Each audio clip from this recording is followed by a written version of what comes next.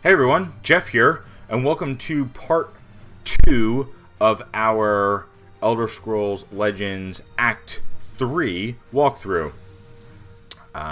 In between these videos, I was notified by the game that I can use my gold to, either purchase stuff from the store or play Arena.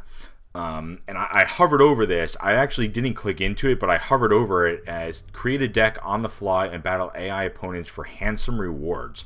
So, I don't know what that means. If you just, I haven't researched it. So I'm going to take a shot in the dark that what this means is that they just give you a card catalog to choose from.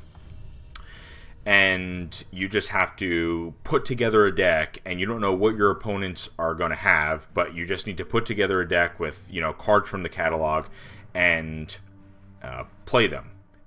Just spur the moment. And maybe they limit the cards that you have access to, that way you can't just build an OP deck or something, but we'll definitely be doing a solo arena video just to experiment what this is. I think it'll be a fun time. So let's get right back into the story. We're picking up in Chapter 5 of Act 3. We just earned Goldbrand as a support card, and excited to get back into it.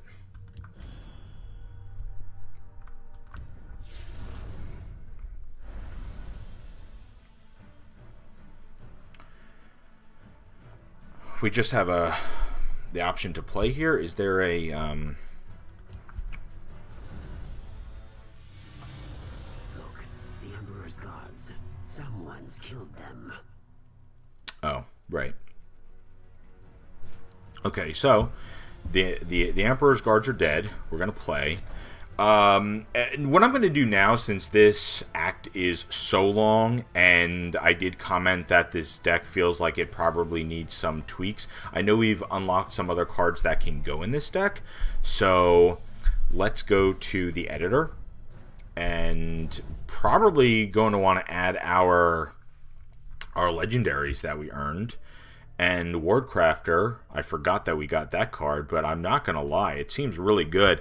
It just seems like giving something Ward is actually a really good, powerful effect. Either a guard to prevent damage, or an attacking creature to attack into something else and get a favorable trade. So I'm going to throw this in there. I think it's probably a solid inclusion. Soul Split most likely... not going to make the cut after I do these edits, because we have 3 extra cards now somehow that just... Oh, we do have Orb of Vermina and Goldbrand automatically added, so sure. See if there's anything else that we want here. Is this Daring Cut Purse better than another 2-drop, like Soul Split, for instance? We added Wardcrafter, and we could add Daring Cut Purse and then take out the 2 Soul Splits, so it's 2 for 2.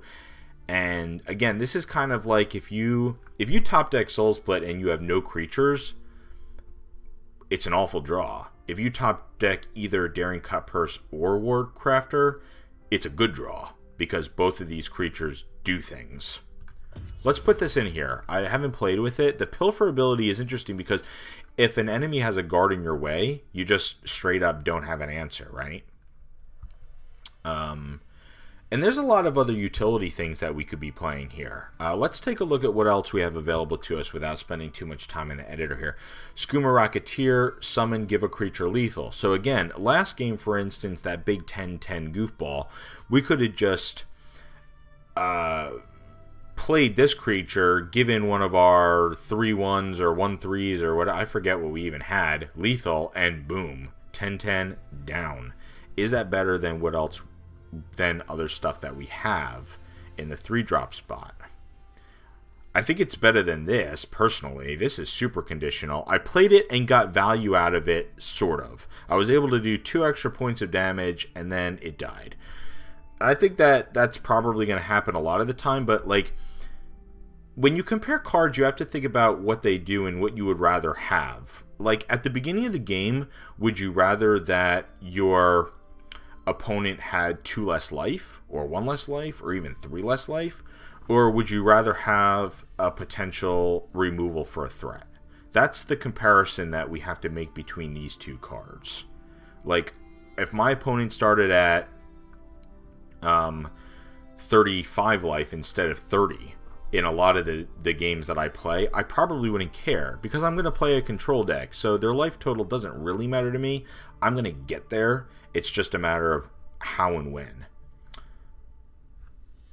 So let's add these, because I think objectively it's better. I'm also going to add Territorial Viper as a removal spell.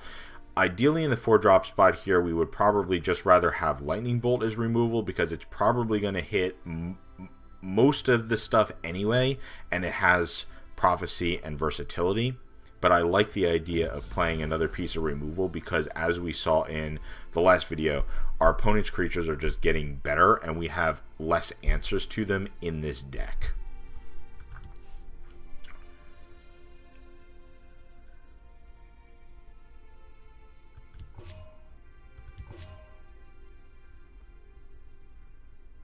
So we need to take 7 cards out, which is astounding. Like, how do we even do that, right? I'm taking the second Ransack out. I kind of like it, but it's on the super top end of our curve. We put in Orb at the 6-drop spot, which I think is just straight up better. I mean, look, this is kind of an uncommon, and the effect is eh. This is a legendary, and the effect could be awesome. So let's take that out.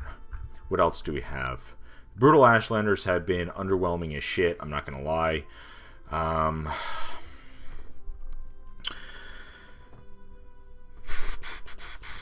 Shimmering Peddler, I think probably. We only have 10 actions now, so playing 2 a turn and actually getting value off of this might just be really hard, especially since I plan on taking Soul Split out. So when we take Soul Split out, we only have 8 actions, so then we need to have this out and have 2 of our 8 actions and play them in the same turn, and I don't really think that that's what this deck is trying to do. Like, this is not an action deck. This is definitely kind of just like Zoo, right? You just play a bunch of high value dorks and you know, try to outvalue your opponent with creature effects and value in that sense. So we'll take this Baron out because he seems bad. We'll take the Peddler out because, again, I think we've sort of negated the value that this card could have just by removing so many actions.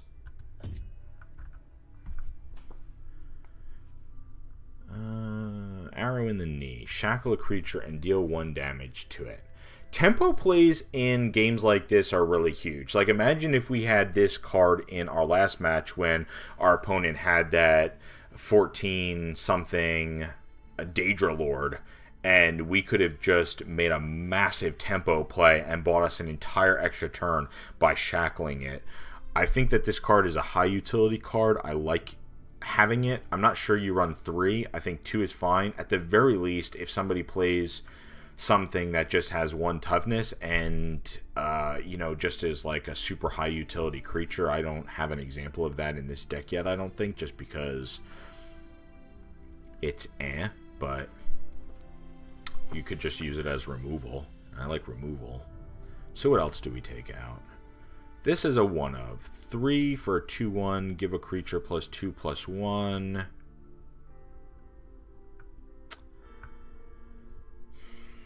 I like playing with combat math. I don't hate it. It's kind of like this card, you know? You kind of play with the combat and battle effects a little bit.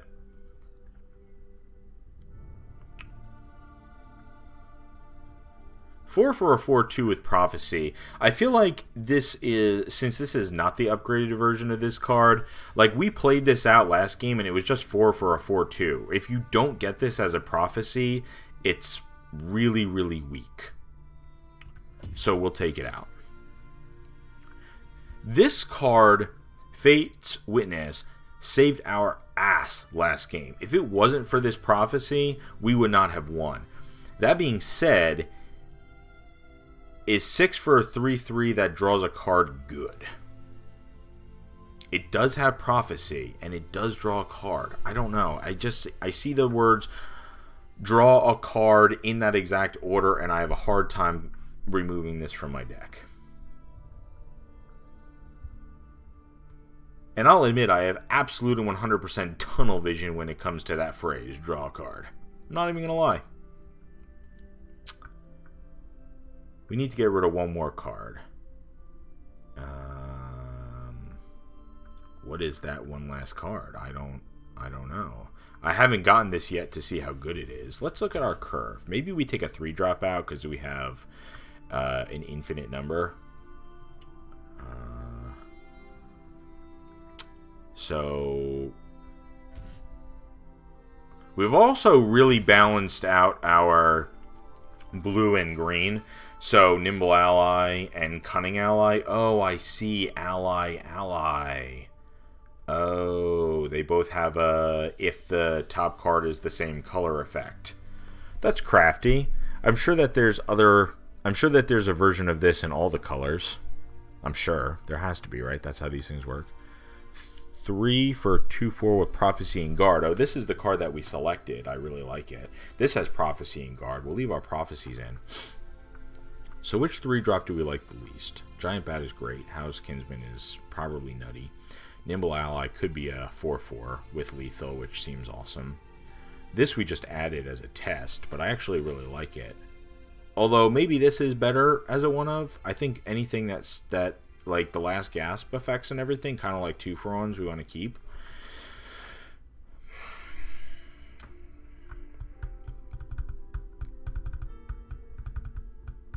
It's kind of funny. So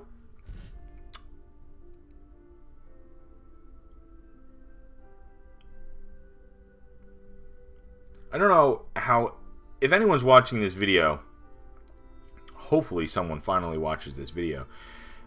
Something that you should think about when you play things like this is math a little bit, right? I keep looking at the information in this chart because, and that's why I took that Shimmerine Peddler out, because if we only have 8 actions, like sure, it's almost a fifth of our deck, but is that still really good enough to play a card that relies on actions to be good? Probably not. You probably want to have at least 50 or more percent of your deck actions for that card to really be great.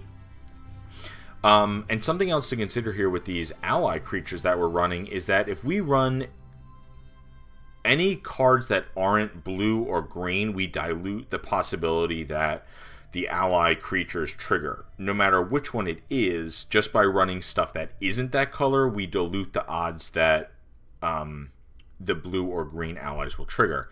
So by having Frenzied Witchman in the deck, for instance, it's just that tiny smidge of a percent chance less that we would trigger either Cunning Ally or Nimble Ally as we're playing. And so strictly for, I think honestly, statistics reasons, although that may be silly, someone can comment whether or not they think that's absurd. I think we remove Frenzied Witchman because, again, mathematically, it gives us a higher percent chance to trigger with Cunning Ally and Nimble Ally, and I think getting a 2-for-1 or getting those trigger effects is more valuable than the 1-of Frenzied Witchman that we had.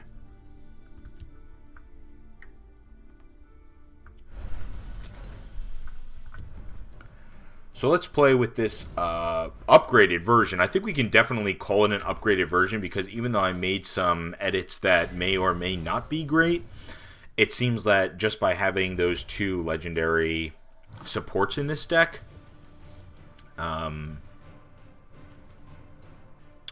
yeah, right, well this blows, right? So we get rid of all this. And this is a much better hand. Ooh. So we have 2 cards in our hand that we just put into the deck, so we can really kind of showcase them and see how good they are. So this is one of those things that you have to hit your opponent to get the value, and so the earlier in the game you play it, the higher percentage chance you probably have to get this pilfer effect. So under typical circumstances, the first thing that I would do would be to play this card out and draw. But in this circumstance, I think we actually want to get Daring Cutpurse online so that we can get this pilfer effect going sooner rather than later. And if he puts a guard out or something, we're kind of boned anyway, right? So let's play the cut person and see what happens. And you know what? I honestly think we hide him, right? Because then our opponent can't do anything with him in the shadow lane. They make it too easy. Oh man, that is great. The voice acting in this game is tremendous. Let's talk about that. Alright. Well, he could still target this. And now we have a real problem because... Oh, that's awesome. Alright, yeah, I've had enough too, man. But now see, we've trapped ourselves in this lane, which I don't love. Because now our opponent could just take this over with fat creatures that we don't have an answer for. So this can't kill this unless he has another one of these to ping it. And if that's the case, I think we're okay with that. Him using all those resources to kill it. I don't know about that. Let's put this over here. I think we just draw a card, right? What have we here? Alright. Quinroll Skulker. 6 for a 4/4, and again, if we connect with it, it becomes an 8/8, which becomes really great value. Fire! Yeah. The forest is my strength and my courage. Okay. Alright. So, we're punished a little bit for putting this over here, right? Because if we had put Thieves Guild Recruit over here, we could have played Skooma Racketeer to give it lethal, kill this, make this the biggest fucking cat the world has ever seen, and kind of be on our way to dominating the board. As it stands, that's not what we did. So we instead need to... I think we want to try to keep this alive. Like, it's tempting to just take this trade and we both would have a dork on the board, but... My scales move in shadow. And I also love that. My scales move in shadow. That's great. I think we just put this here because he has to attack both of these. That does stay alive, but then we have things like the bat for next turn to... Alright.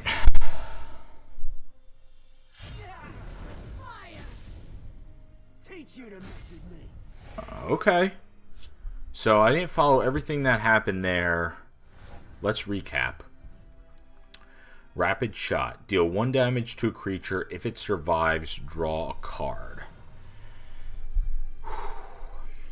Alright. Finish off. Destroy a wounded enemy creature. We're running those, although we're 5 games in and haven't seen one yet. So this was a great sequence of plays my opponent made, right? Just cycling Rapid Shot, essentially, to be able to remove that creature. Now, I probably, if I was my opponent, would have made this trade, because just leaving this on the board, I think, is a bit of a liability. That being said, we kind of do have to 2-for-1 ourselves if we want to get rid of that and then be able to make this cat survive. But I'm honestly alright with that play. My scales move in shadow. And I think that gaining the life and pushing more damage directly to our opponent is important, because next turn we could potentially play this and this because of this effect. So if we're at a higher life total than our opponent going into next turn, we just get 8 power on board for 6, and we could even break that up somehow. So, and now this is a 4/3, so Fire! yeah, that's fine. The forest will not suffer your presence. What is this? Alright, well, the cat is gone. And that is unfortunate because we were becoming chums. Summon, silence another creature, then deal 1 damage to it. Earthbone Spinner, Wood Elf. and it is a rare, and that doesn't surprise me because it seems really good. So this silence effect, at first when I heard it, I was like, I don't know how much utility you get out of that silence effect. Well, we just saw how good it could be, because this card was getting out of control. Our opponent was going to have a very hard time answering it, and then they did. So My scales move in shadow. I still don't think that matters very much, because we're still going to go this and then play this for free. For someone, this day will be the last. And I still think we do want to put this over here to hide it. I don't know if that's always right, but I'm still pretty new, so I don't want to take the chance. Visit your judgment. Bondar curse you. Fire! The day is mine. Get them. Okay. So, like, some of these plays that the AI makes are just suspicious, because if you could do 1 damage to something, and then this has charge, why don't you just do 1 damage to this, charge into it, and at least get a clear? Right? Although, I guess they did it this way, so that I couldn't just get an easy trade on this. But now I get an easy trade on this. We definitely need to connect with this before we do anything. Yeah, that's pretty nutty. But of course, if they have another silence effect, then it's not too nutty. But I mean, still, this could just get out of hand and win the game, right?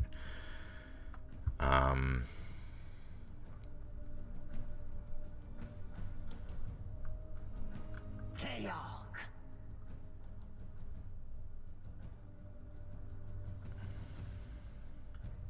Or do we try to keep this alive? Like, if we attack here and then here to kill this Greenheart Knight, let's think about our plays. We lose this, and then we have a 1/2. But instead, we could be crafty, and we could play... We have 6, right? So we can do 3 and 3. We could do this. Let's put this maybe here to contest some of what's happening here.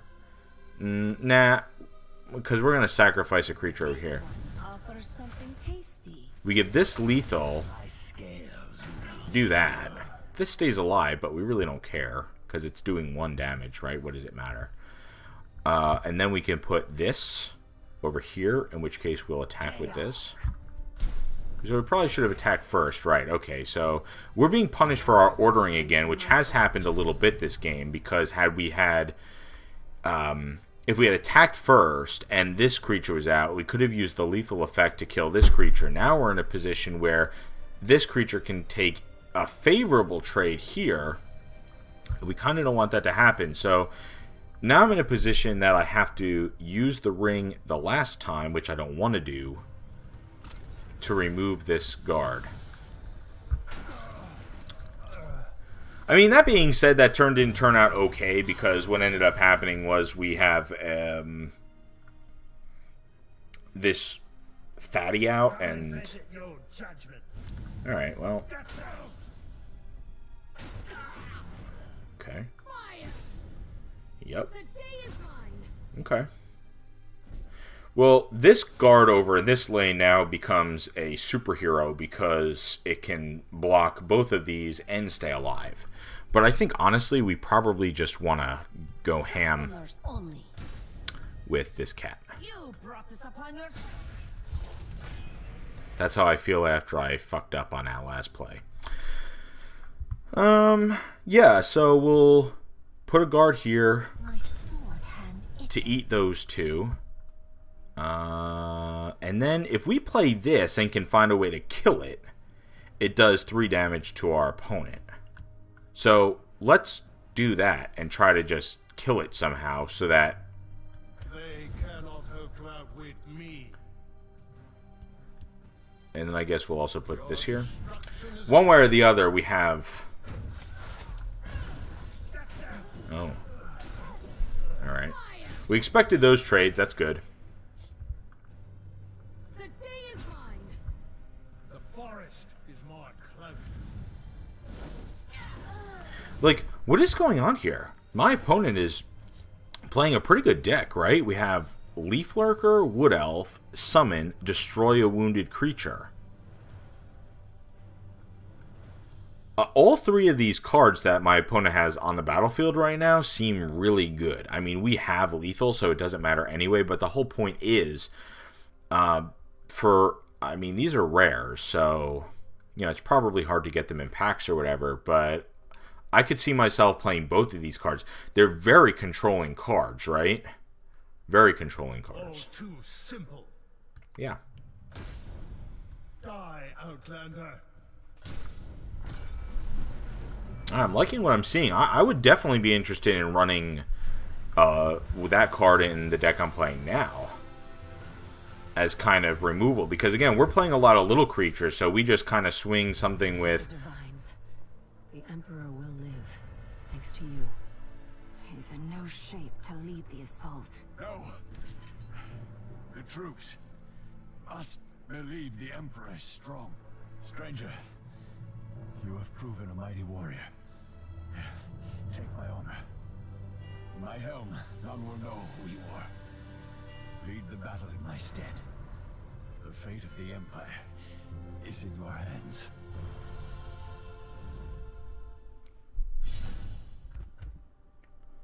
Cool. So, like I was saying, before interrupted by the cutscene there, which at this point I should know is coming, right?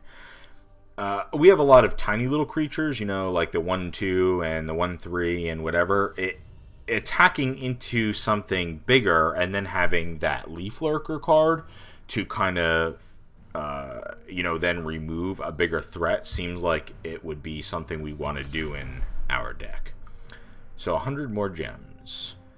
We seem to have a lot of gems. Like, I wonder how much a card is. Like maybe 20 gems or something? My word. A Leaf Lurker. I have to say, though, this kind of brown-green art is definitely not as cool as some of the other artwork in this game so far. I'm not disappointed by it. I'm just saying that some of the stuff we've seen is really cool. And Rapid Shot. Alright. I mean, sweet. If this was added to the deck we're playing now, we need to edit it before the next game because now we're over our card limit again. Free from prying eyes, the Imperial forces launched a surprise attack from the west, followed by a similar attack from Shaden Hall. The hero would then lead the charge to the city gates. Well, in that armor, you certainly look like the Emperor. Wow, Lanneth, you have demon eyes.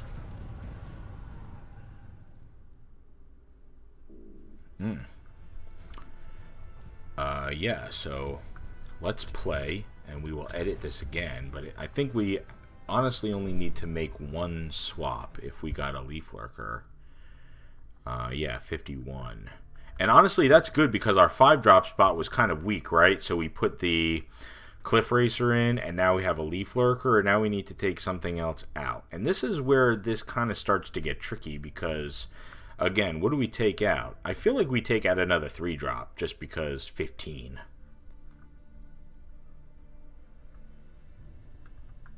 Someone start counting and see how long it takes you to get to 15. That's how many 3-drops we have. See, the problem is I like all these. And that kind of becomes the issue. At the very beginning of was it the last video? Maybe this video? I'm losing track. But I had a conversation about why you never want to run more than 50 cards. And if you get to a point where you are running more than 50 cards and you're contemplating between two, you need to say, in a vacuum, which one is better, which one would I rather have? So, you know, we say Black Sap Protector versus Camlorn Sentinel. This is a 3/3 Prophecy Guard. This is a 2/4 Prophecy Guard. If I don't get it for Prophecy, what would I rather have in the 3-drop spot? Same thing with, you know, the rest of them, for instance.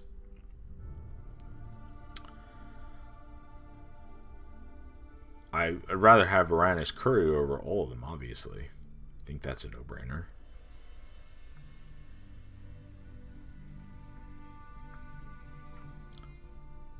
This give a creature lethal effect could be super crafty. I think your combat ordering really matters. I got penalized pretty bad in the last game for not ordering my combat correctly. And so, look at this. We have 200 of these. That's a ton, right?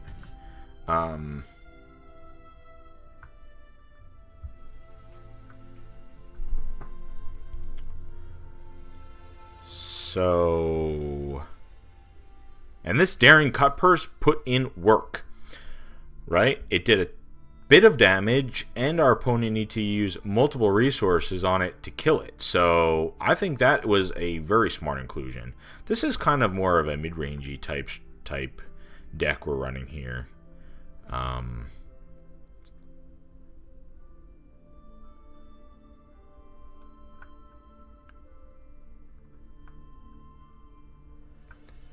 Maybe Skooma Racketeer is more of a one-of.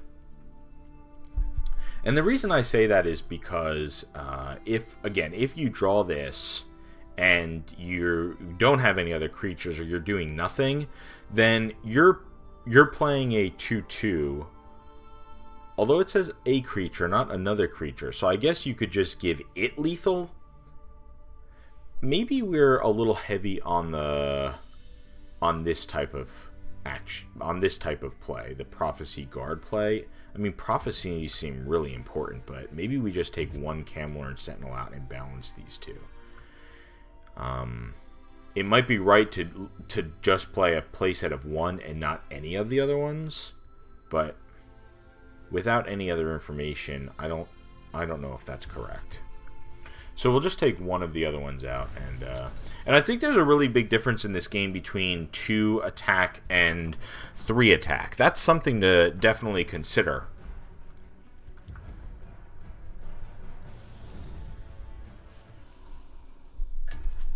High Elf Guard playing blue-yellow.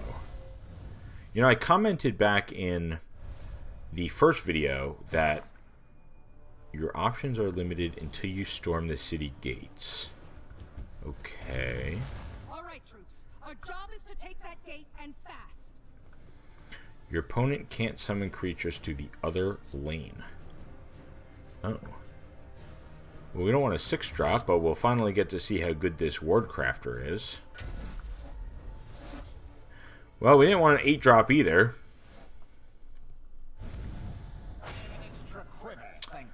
Summon +1/+1 if you have an action in your hand. So that gives us a little bit of information.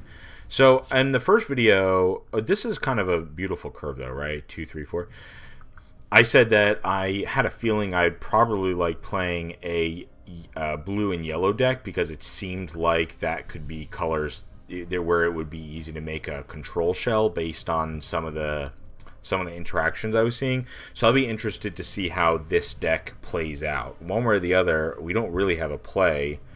I guess we could play Wardcrafter. Like, if he's playing a control shell, it won't be very aggressive, so do we care about taking 2 damage for a turn or 2?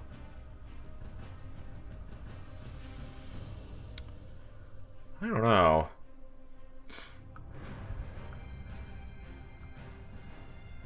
I'm going to pass and get more information from my opponent before I make a decision on what I want to do.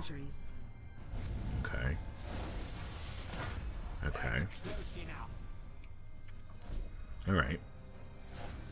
So I don't necessarily think we were penalized for that. So now we will save this so that we can do some combat tricks with the ward effect. And I think we will use the ring to play this guard here.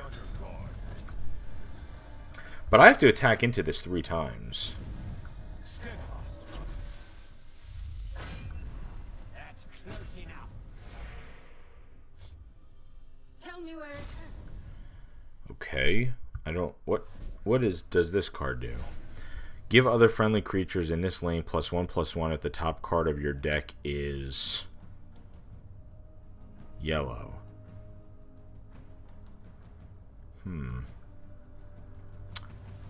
Well then.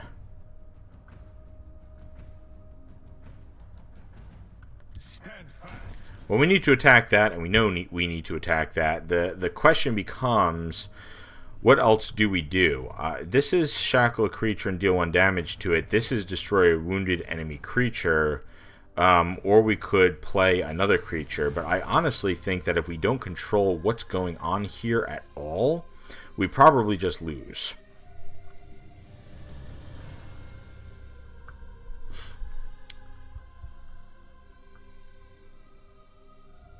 So we could play 3. We could shackle something this turn.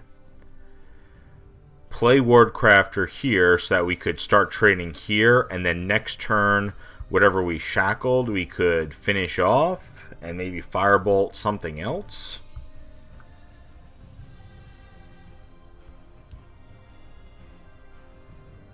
Careful there, friend.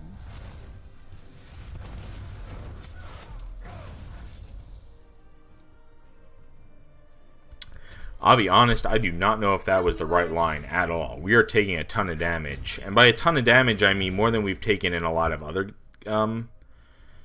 games so far. But, you know, a lot.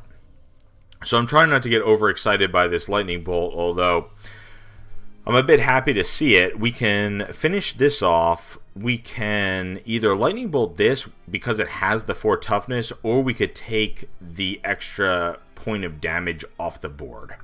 So this becomes a question of what's more important, preventing 1 point of damage next turn, or maybe taking this out, and then we could play Elusive Schemer to contest this 3 power, or one of these 3 power creatures. Like, it would trade into these, and it would not trade into this.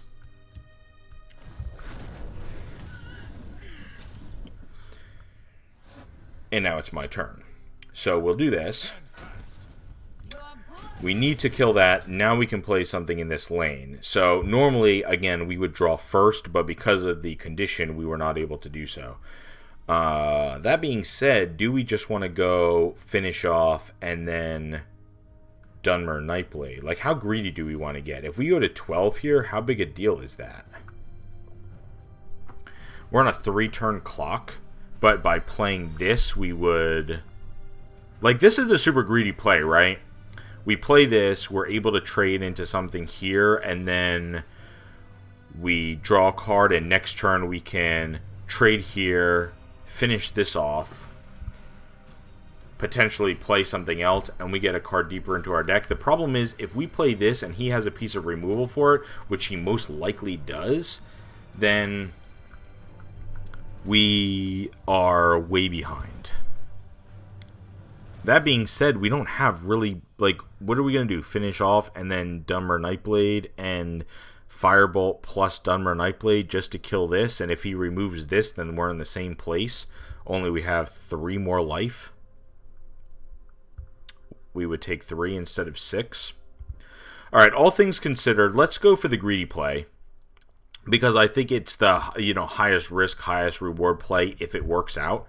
And we'll play Elusive Schemer. Okay, and this is good because next turn we can do this and finish off and perhaps lock down this lane. And this lane is already good. He would need to attack into this 2 times, potentially 3, just to get through that lane. So I think we're okay with this line of play. They'll never outsmart me. That's close enough. Okay. You can't defeat us. Right. Alright, well, again, this is kind of a bit of a win more card at this point because we can't play this now. We tap ourselves out and then we would be able to do nothing. We can't do nothing. So something else, what is this? Let's see what this does. Lilandril Hexmage is a 4/4. After you play an action, deal 2 damage to your opponent. Alright, well, this has officially become the highest priority kill. Because he could just probably chain 2 or 3 actions and then just do 6 damage to us.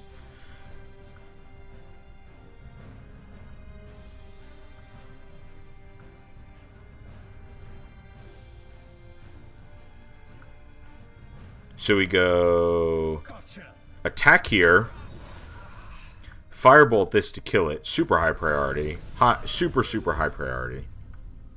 Finish this off just to prevent 6 more damage.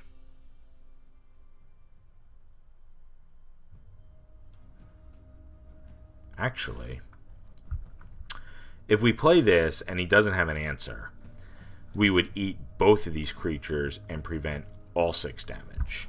If we finish this off, we would still take 3 damage.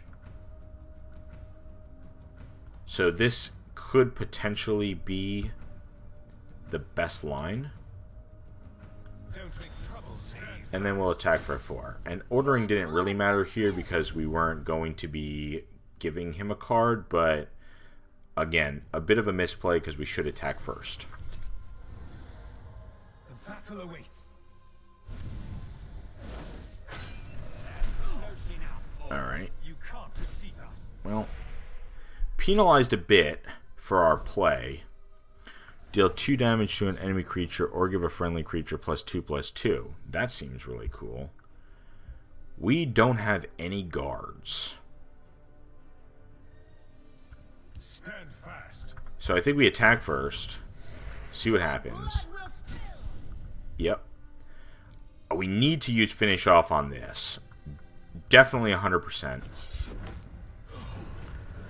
And I think we need to get this online because if we survive next turn, which is slim anyway, this will give us 3 points of life, and that might be the only thing that keeps us in this game. They cannot hope to outwit me. And then this over here as well. Your destruction is at hand. This is definitely the hardest opponent we've played, although that being said, this deck may also not be well suited to defeat it. Yeah. Their deaths will please the Queen of Shadows. Okay. So we need kind of a small miracle to get through this. I suppose we do this first so that we know if we get the Firebolt. Let's shed some light on the problem. We did. That's huge. Because we can Firebolt this, which takes the buffs off of all these. And when we go Ashlander, we don't want it to hit this because of what's happening here. And I think we definitely want to keep the ward here. So unfortunately, we're going to sacrifice that creature there. And then what we're going to do is we'll Firebolt this to take the buff off of everything else. And then we will destroy this creature for sure. Attack while we can. Now, if we attack here, and it does damage to either one of these, we just destroy that creature. Alright. And now we need to shackle that to prevent it from attacking.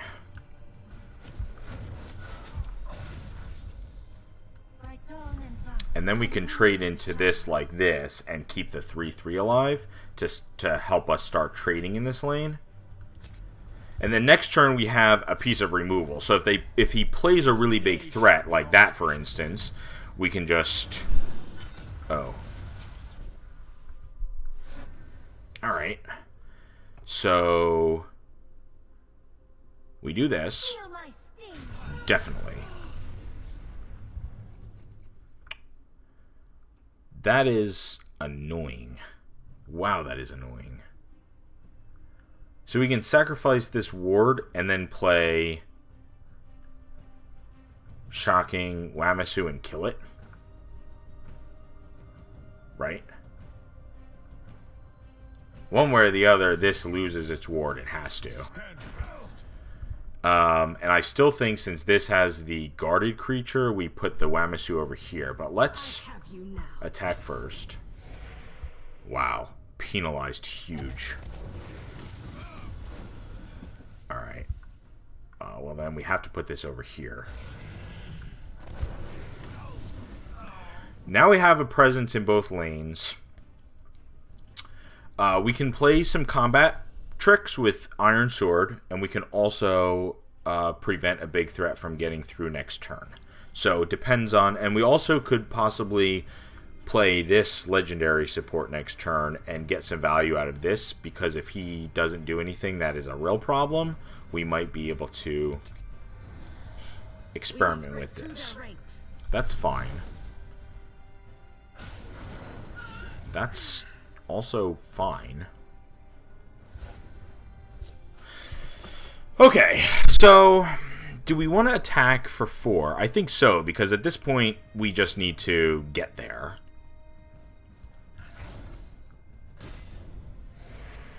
And then if we play Orb, we can draw a card from our opponent, and we also have Shrieking Harpy to contend with this. Oh, alright, cool. It goes here. Then when I just click it.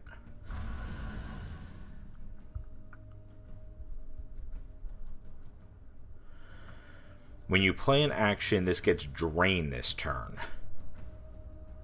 Wow.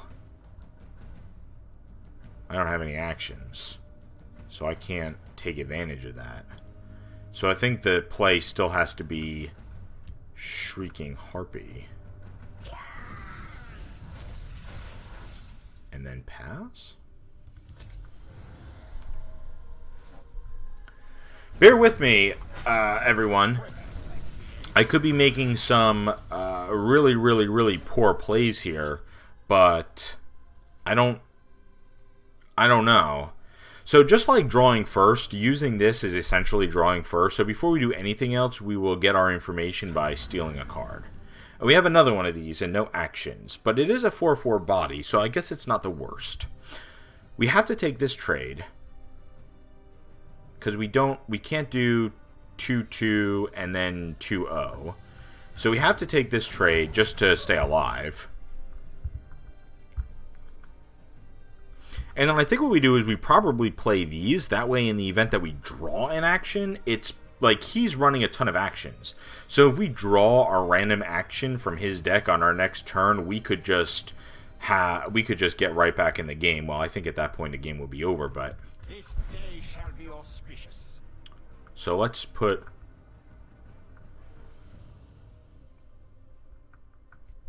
those here.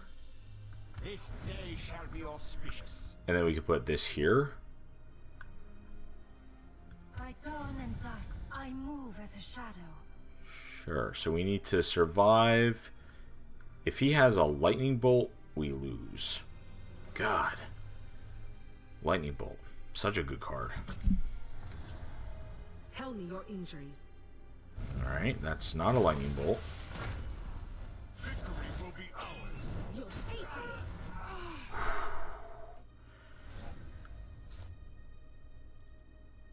We have an action and we can't play it. Oh, there's an action. Perfect. Perfect. So let's... Again, we don't want to get cute. Everyone saw my rant about getting cute, but we also don't want to trigger some type of prophecy nightmare and then possibly lose. So let's put this here. I think that's the smart play and draw a card. Excellent.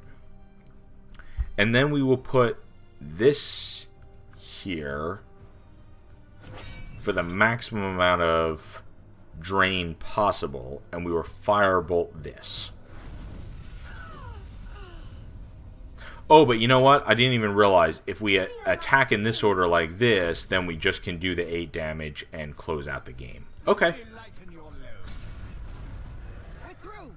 Come on. We've got to find Narfin before it's too late. So that game was intense.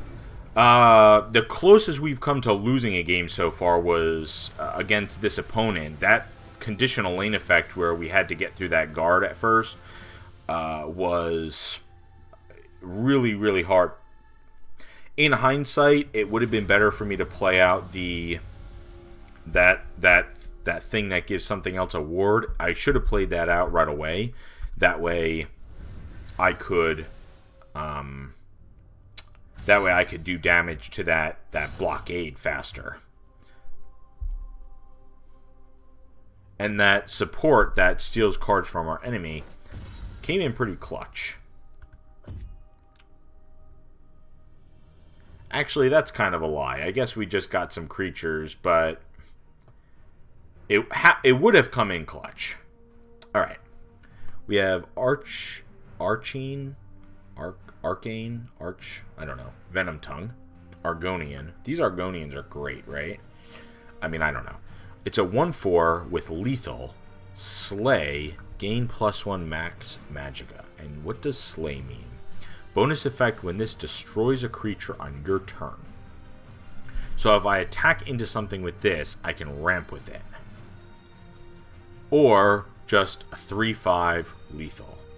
So here's my thing about the 3/5 lethal, right? Lethal is an effect that you only need to do 1 damage. Like, once you've done that, the purpose of the card is kind of done, right? I guess the only thing about this is that you could attack into some bigger creatures and kill them anyway. That being said, I kind of think that the utility in this card is objectively better. You lose a point of attack, but like I said, I don't really think that matters a whole lot, because as long as we can do a point of damage, it dies. And then this slay effect is something that we haven't seen yet so far, and then we would gain +1 max magicka. And I think it's important to point out that being able to cast your spells is sometimes more important than the spells themselves. If you have the best card in the game in your hand, but you can't use it, it does you no good. When it comes to magic, which again I reference a lot, I was watching a video one time on YouTube, and I'm going to paraphrase this, so please don't try to find it and don't try to quote me, but I was watching LSV, who is a pro player. I think that is all that he does, is play professionally. He was playing a deck, and he made a joke because he was playing a blue deck, which is his favorite color to play, as far as I can tell. And he made a joke that blue cards are better than not blue cards, but lands are better than everything. And the reason is because, again, unless you have land to play your spells, the spells that you have are useless. So, same thing in this game. The magicka is one of the most important resources, more than even the cards, because you could have a great card, but if you don't have the magicka to play it, it's not a great card.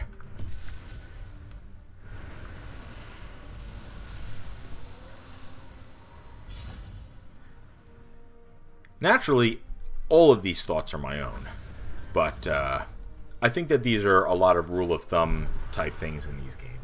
So we have a rare Doggy Rot Mystic, 4/5 Pilfer. Draw a random support from your deck. Wow, how cool is this? So we have our 2 legendary supports in our deck, and what are the odds of us drawing them? Not very high, right?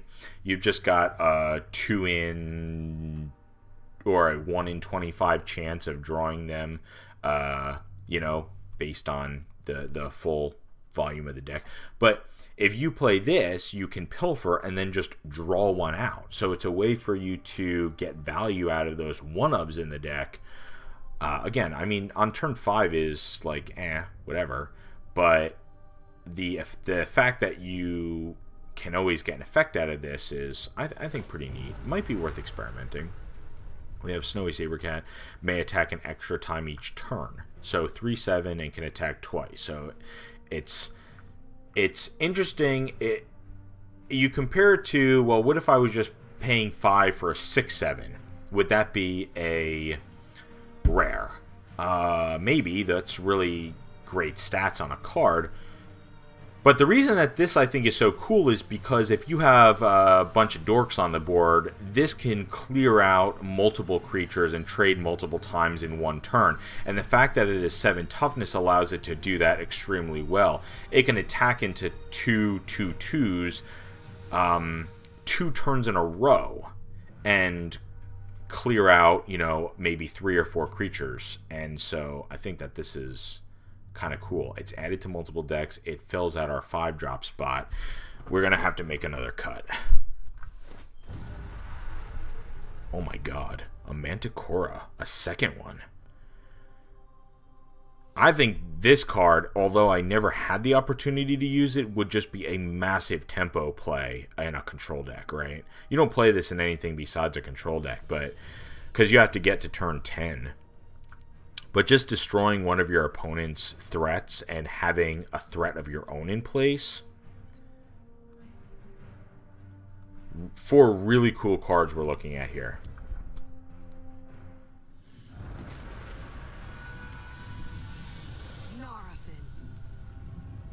Well, well, the Emperor himself. Come to what? Duel me? You think you can stop me? Is that it? Fool.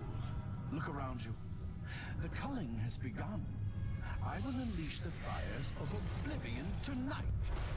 After I've added your body to the pyre.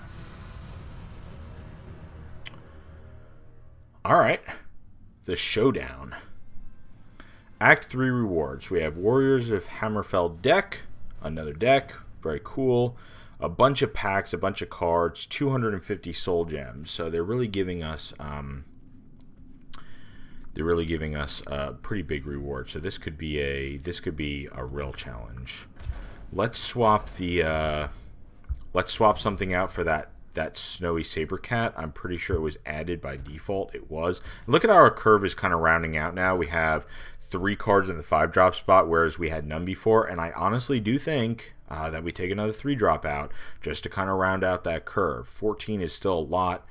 10 2s, 9 4s is fine. What else do we have in the 2 and 4 drop spot?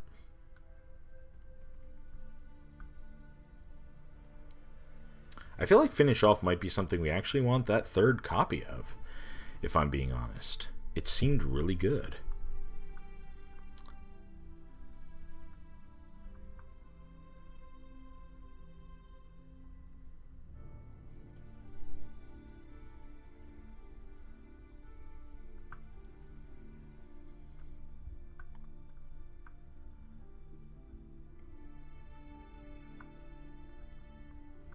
Long, awkward silence. Good stuff.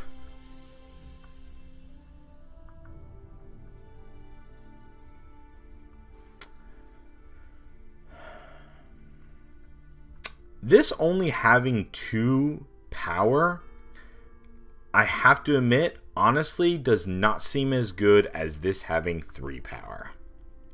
I think there's a big difference in this game against what you can trade into with 2 power and what you can trade into with 4 power.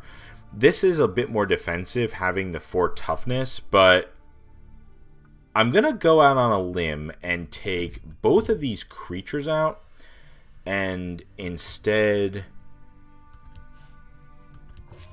I mean, again, this could all be wrong, right? We don't know if this is right at all. And instead put the 3rd Finish Off effect in here.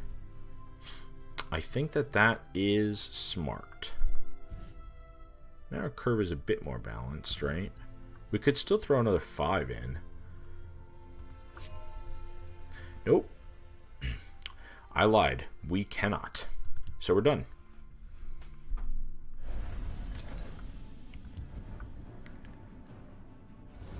This may not be the right deck to take to this. If we lose, because he seems like a big threat. I mean, these matches have been ramping up significantly in difficulty.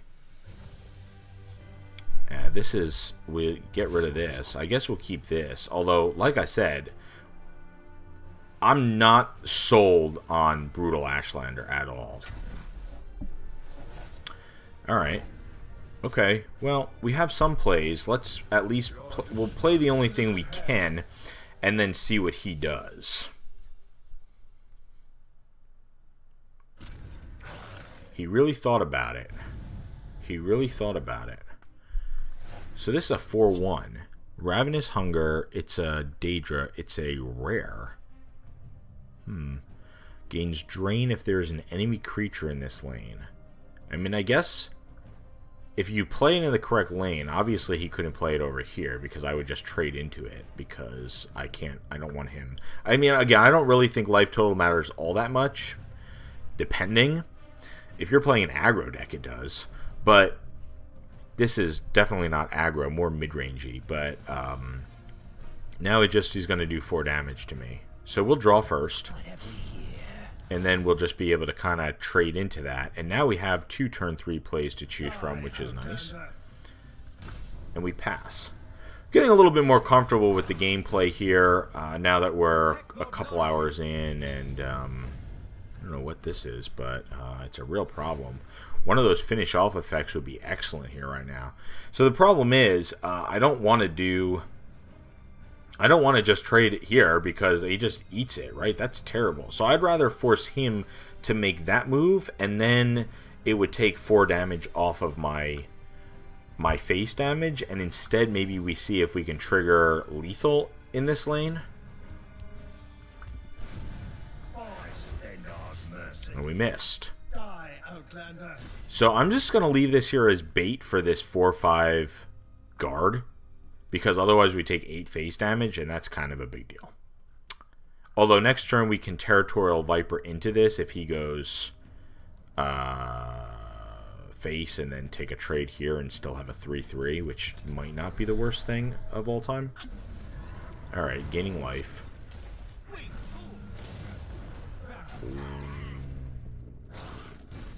Hold on a second.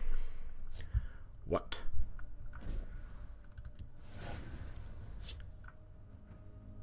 Rage of Narafin. Action. Deal 10 damage to a creature. This deals 2 damage to a creature. In what world would you want to run Firebolt when you could instead run Rage of Narafin? Because that's stupid good.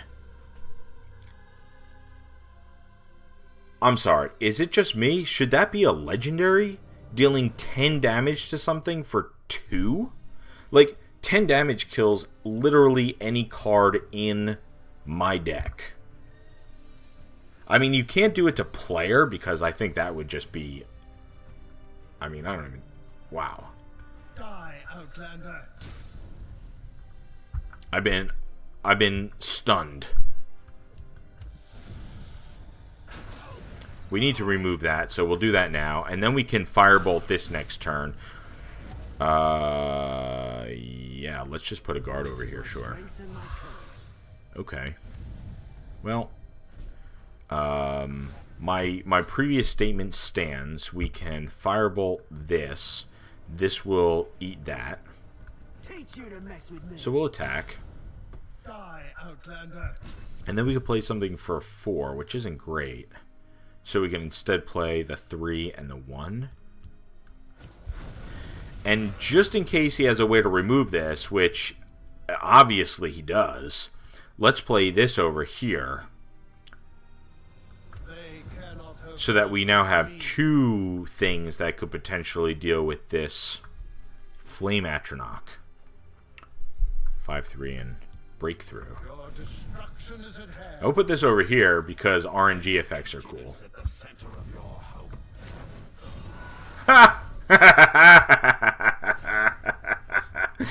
Oh man, how great was that? So he destroyed a creature with power 2 or less, and that creature killed his only attacking creature. We now have both of these alive. He has no breakthrough damage. That was what you call RNG greatness as far as I can tell. Should we draw a card? Yeah, let's draw a card. By the sisters of the sea. The dumbest question ever asked in the history of card games. Should we draw a card? Come on. All too simple. Oh, my ordering was wrong there. I should have attacked with this first. Teach you to mess with me. Die, Outlander. Because, you know, math is hard. Math is very hard.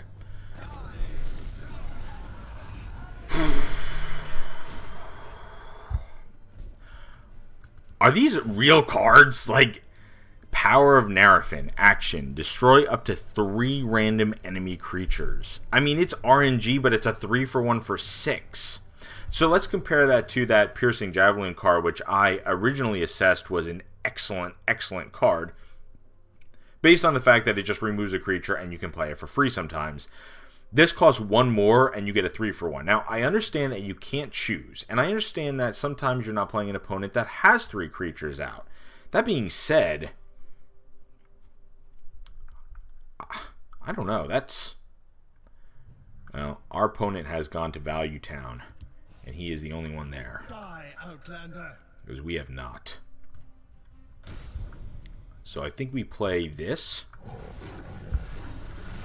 And also this to prevent it from attacking.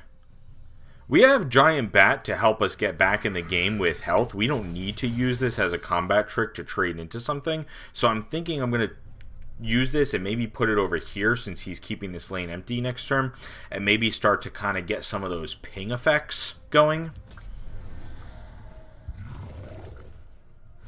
Alright, well, we don't have an answer to that, so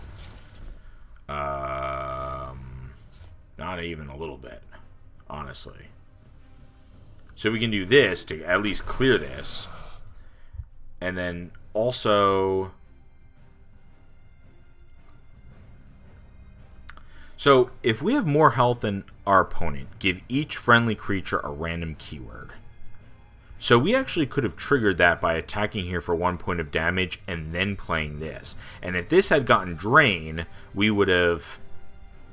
Well, we would have kind of punted a bit. So let's do that. Do we want this here to try to contest that 7-5? I don't think so, right? I think at this point we kind of just try to race, maybe? Oh, God, I almost... Oh, did you see that fuck-up I almost made? Whew! Outlander. Now we need to play this, but we don't want to play it alone. We want to also play it and get the most value. So, what else can we play? Either Giant Bat or Dunmer Nightblade. I think the only thing that we care about, like, this already has Drain, which is what the most important thing for us most likely is going to be. Maybe Lethal to get rid of this bullshit. This 7-5 with Ward. I mean, that's all it is, but it's great, right? So I think this is the more important thing for us to I move as a shadow. RNG. Alright. I see you're in need of my wisdom.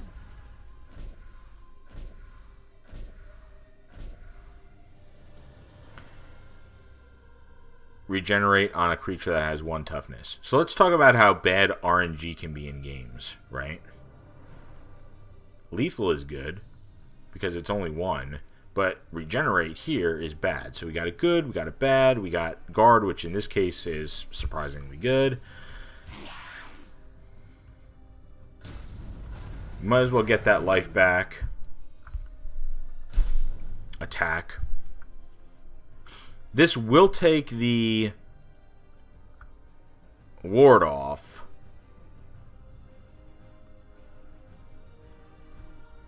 4, 5, 6, 7, 8, 9, 10, 11. Like, depending upon what he does, we do potentially have lethal next turn, but... Okay. Sure. I don't know what that is, but it's not a guard. Okay.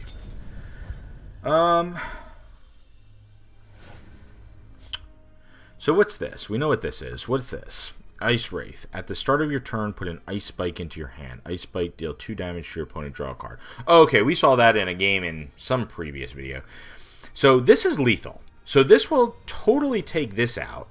And then we could either do 3 damage to this and trade, 3 damage to this and kill it, or 3 damage to our opponent, and then we go from there. So, okay. Alright, okay, alright. Probably we might have preferred this because we still had a trade there. But we just had to attack into that guard first. Like, we didn't have an option there, so. And now it's 4, 5, 6, 7, 8, 9, 10. So we're a point off. So honestly, if the Ashlander had gone face, we would be good. You can't escape. That's right. You're not the Emperor. You're the one who killed Reeve.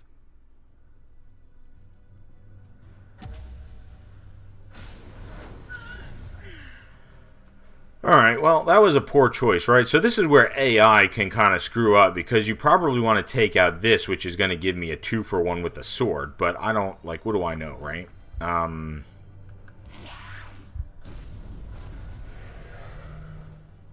And so we could just go face here, because our life total is enough that if he does 7, we don't really care, and if he trades into this, then we can just equip the sword to either Giant Bat or this. Feel my sting. So I think what we do is we actually just put pressure on the board, right? Like we just go like this and just play stuff out, like just vomit creatures, and then hopefully he doesn't have an answer to everything at once. And one way or the other, Giant Bat plus this sword, like one way or the other, we should be able to get this sword and then attack him for 4 next turn anyway. So I think one way or the other, we have this locked. Yeah, okay. So there's the sword. That's fine. That's fine. It's not a guard. That is, but I don't think it matters. And it is our turn, and we can just win. And we will do just that. We don't even need to do anything special. We can just attack. And ow, and you know what? Let's hear that one more time, because it's perfect for the end of this fight. That's right.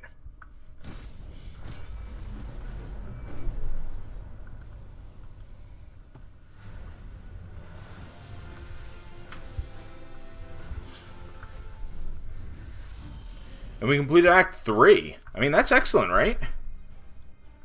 Free the Imperial City. We did it. Let's see what our rewards are.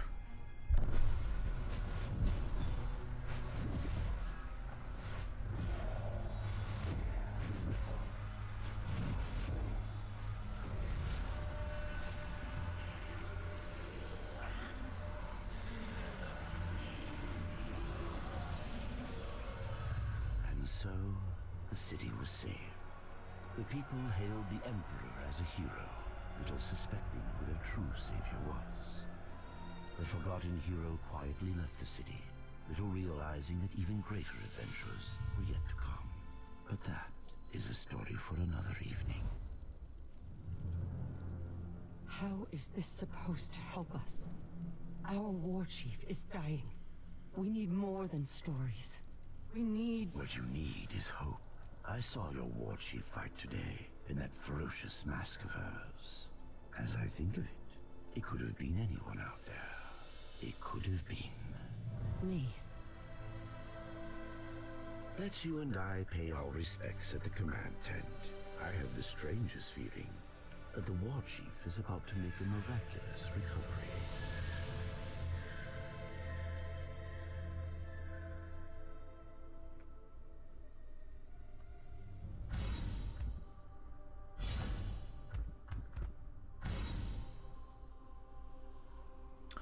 Alright, that's the completion of Act 3. Let's open up these rewards. It strikes me funny that the main enemy, Lord Narafin, had a little bit of a Raiders of the Lost Ark moment there at the end cutscene. So let's collect our rewards. We deserve them. Complete Chapter 20, The Savior of Cyrodiil. Alright. I still don't really think I understand what these are. 250, we knew we were getting that. This is a new deck. It is Warriors of Hammerfell. Army forces with this item-heavy deck and reap double benefits from creatures that play off being equipped.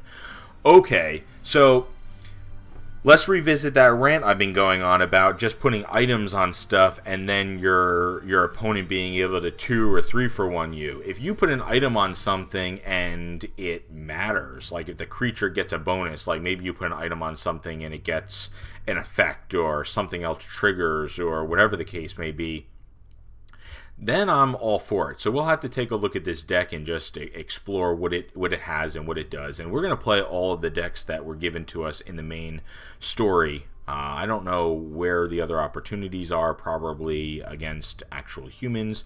And, I'll comment on them all and we'll see how I like them. So we got a pack, we got a pack, we got a pack, done. So now we have complete a solo arena. As a quest.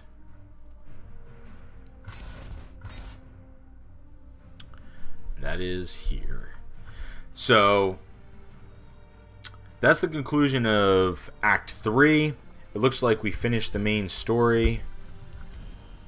And we have other options. We can, replay the Forgotten Hero, and then there are 2 other story options, which I'll be rolling out Let's Plays for as well as my solo arena experience versus arena experience. I want to play the other decks that we unlocked. I want to experiment. But we finished the story mode. So, what are my thoughts? I think that this game is good. I think it even has the potential to be great.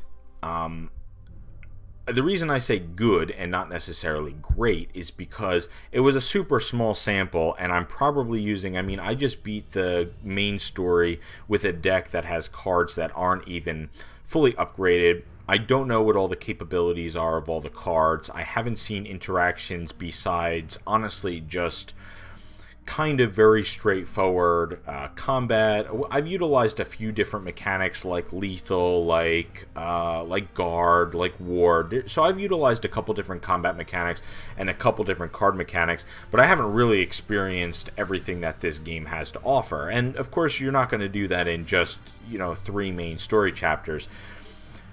This is technically a free-to-play game. My understanding is that you can play as much of the game as you want without spending any money. I think if you just download this game and play through the story mode and experience what it was, I did a pretty comprehensive walkthrough, and I think we're clocking in at somewhere between 4 and 6 hours on all the videos that I've recorded. It might even be a little bit longer than that.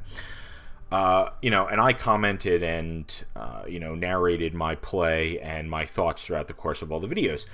That being said, to get, 5 hours out of something that was totally free, just, on a Saturday afternoon for shits and giggles, is tremendous value.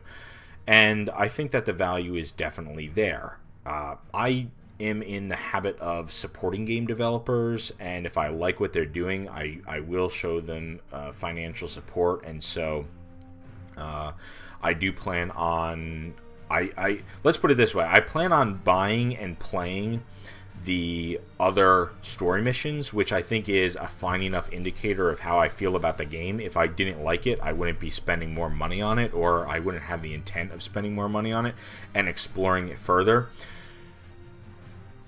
I'm going to revisit the Magic thing. I think that playing Magic the Gathering gave me a huge advantage in this game, because I was able to look at cards and evaluate cards that were good, necessarily bad. I was able to understand how to construct a deck. I don't think I did it great. I think I did it well. I don't think I did it great. I think I probably did it better than someone with no card game or strategy game experience at all. Like I said, I've been doing this for a very long time. For players of Magic the Gathering, is this a good option for a game, and is it something that they should consider playing? It's kind of a loaded question, again, because I only have 3 acts of story missions, but the interactions are extremely linear and non-interactive. I will say that.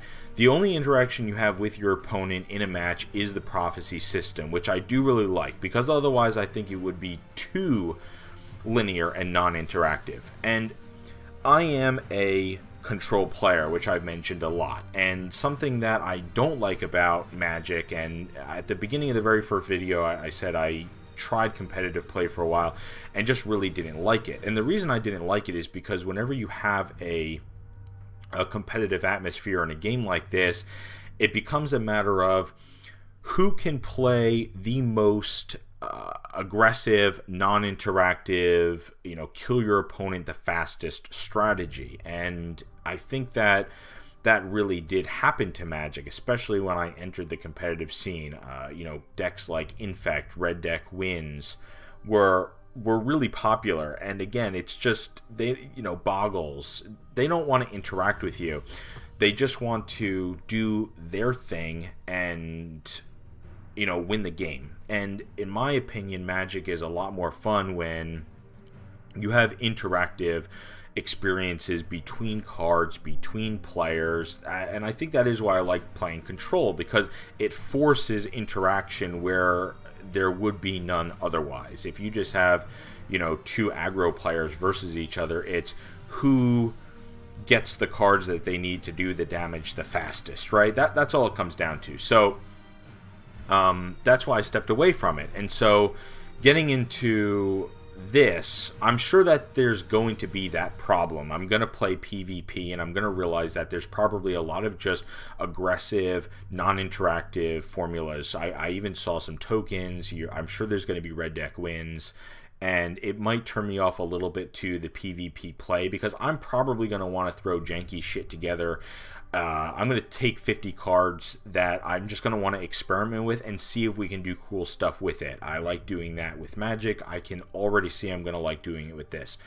The problem with that in a game like this is that you're going to have players who are just going to stomp all over you. Like, that's a good strategy for fun. It's not a good strategy for winning. I'm out here to have fun, so I think it could work for me, so I'm going to give it a try. Overall, highlights... story was okay. I mean, it's fine. I didn't have a problem with it. It didn't, nothing about it blew my mind. But the card design, and I'm not even an art guy, but the card design, in my opinion, was excellent, or is excellent, present tense. I think it's great, and you could tell that a lot of effort went into that, right? Some of the illustrations of the cards have extremely high detail. And there are a lot of tie-ins to the Elder Scrolls, and, I was able to recognize things. And like I said, I thought it would probably be mostly in name alone, and that's fine. Bethesda makes great games. They should totally use their name to sell this and promote this. If I was them, I'd be doing the same thing. But it was nice to see some tie-ins in terms of, just classes, and, you saw Daedras and things like that, and stuff like that actually exist in Elder Scrolls lore, which is really cool. I also love the enter the battlefield, expressions, animations. The combat animations are excellent. The fact that every single creature or, card that can make an attack action says something, whether it be, something aggressive or something funny. I mean, the cat, Khajiit has had enough, right? I mean, how awesome is that? So... I really like that. And then the action animations, the piercing javelin animation where it just, the javelin comes down from the sky and blows up the whole card, or the lightning bolt which shoots out of your player avatar to just do 4 damage either to your opponent, to a creature. So much effort went into that, and I think that it could have been so boring. The Magic the Gathering Online platform not only is expensive, but it's boring. And again, you're just playing cards. Like, the cards just kind of do their things. You block. You don't expect anything out of it. But to go from using that platform to something like this, and to see all the effort that went into, really creating a combat experience and a card playing experience. Like, this is never something you could play at a dining room table just because of some of the different game mechanics, and I understand that. I would never expect that, but from a user experience, I really appreciated those things. So I think that the card design is good. I think that there's variety. I'm really, really excited to get into just learning more about what the different classes have to offer, how the different classes go together. Looks like the limit is 2 colors per deck from what I can tell. That's fine. I don't think that's a problem. You only have 50 cards to work with, so if you dilute and add a 3rd color, then, trying to get down to 50 even becomes harder. It's like, hey, what do I take out for different stuff? But, so... in summary, I would probably just rate this game overall after just playing the story mode and, experiencing a different type of card strategy game. I would give this somewhere between a 7 and 8 out of 10. And again, hear that rating, take it with a grain of salt. I've only played the story mode. I have no other experience in the game. I haven't played any of the other 2 stories. I haven't done any PvP. I haven't done any arena modes. I haven't even unlocked. I have 8 packs I plan on opening in another video, and just kind of, you know, opening the packs, exploring the cards, talking about card design, and, you know, my thoughts on that with my viewers. And then again, just experimenting with some janky, fun decks. So that concludes our Act 3 video, Part 2. I hope you all enjoyed watching. I hope you enjoyed my narrative and my gameplay. And if you have, you know, any requests or thoughts, I would love to hear you sound off. Thank you again for watching. I really appreciate it, and take care.